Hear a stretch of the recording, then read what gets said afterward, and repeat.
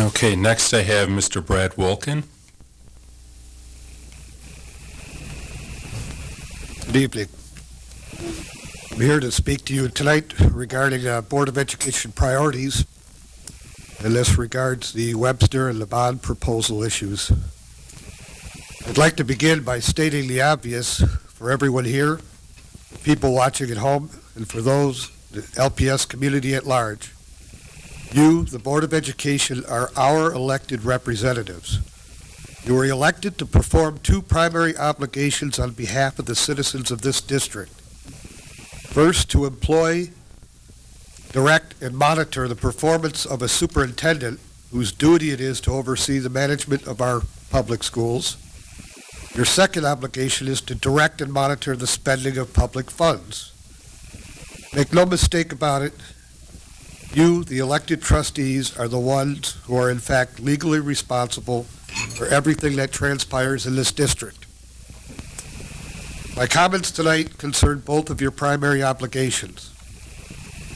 This community is very aware that you, our Board of Education, have an outstanding and overwhelming issue that must be resolved prior to proceeding with further discussion and any decision regarding a possible bond proposal. How can you, our representatives, ask us, the voters, to trust a morally and financially irresponsible administration with the amount of funds that you are asking for when they have already proven they cannot be trusted with the most precious thing we have, our children? We have clear evidence that your direct reporting employee, Randy Leapa, has violated the law. His staff has clearly violated the law. And it is apparent from the evidence that a blatant attempt was made to keep that information from getting beyond the direct control of the LPS administrative staff. Had it not been for the actions of Mark Schultz, even you, our Board of Education, would never have known of these violations of the child protection laws. But nonetheless, it is too late. Ignorance of the law is never an excuse, especially in this instance, since the evidence clearly states that the LPS Board of Education's own legal representative, Mr. Gary King, was made aware of the facts in this violation of the law approximately 1 year ago, along with the superintendent. Regrettably, neither your employee, Randy Leapa, nor your legal counselor, Gary King, performed the required legal action of reporting, nor did they inform you immediately.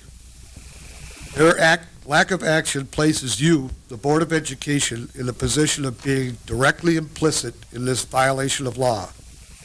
You are as guilty as all the rest in the eyes of the judicial system and this community. I have read Mr. Schultz's entire report, all the notes, the LPD report, watched all the news articles, statements made, etc., regarding the illegal actions related to the reported incidents at Webster Special Ed preschool class. I am sickened by the action and the lack of action by those who are responsible for the welfare and safety of those children. These are the same people who are held in the highest trust by the parents and the community, along with you, our Board of Education.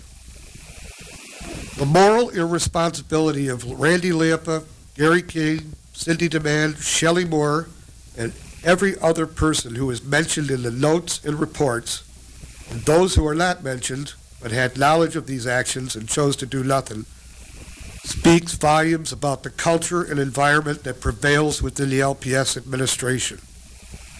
The fiscal irresponsibility may be even more damaging.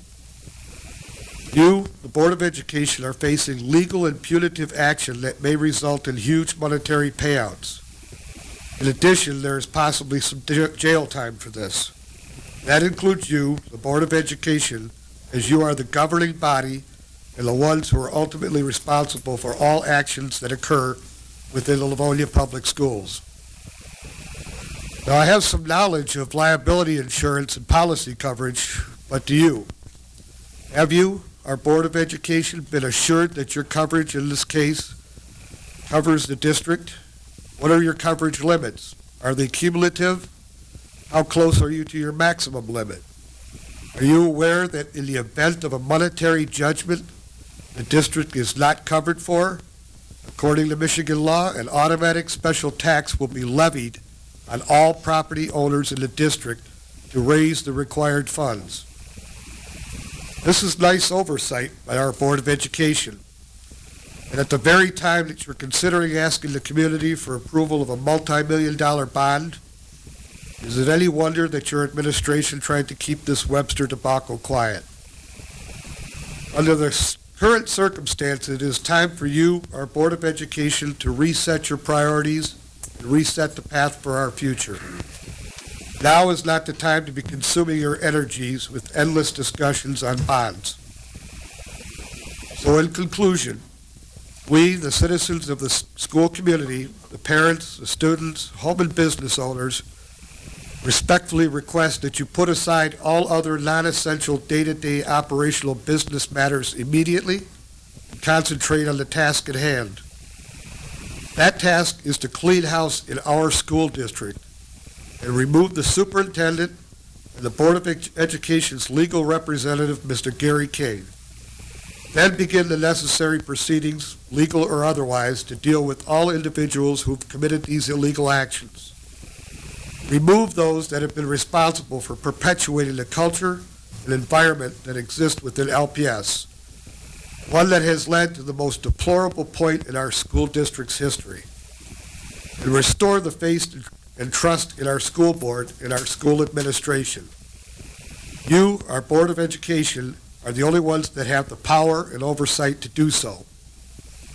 If you are not willing to do this, then we respectfully request that you leave the board table, step down from your elected position, and allow this community to find individuals who restore the trust and dignity to the office of Livonia Public School Board trustee, to find individuals who will do the job they are elected to do. I await written response signed by all board trustees on the next steps you're going to take in regards to what has been requested. No other response from the superintendent, legal representative, administration, or otherwise is sufficient or warranted. This community wants to hear it from you, our elected representatives. Thank you.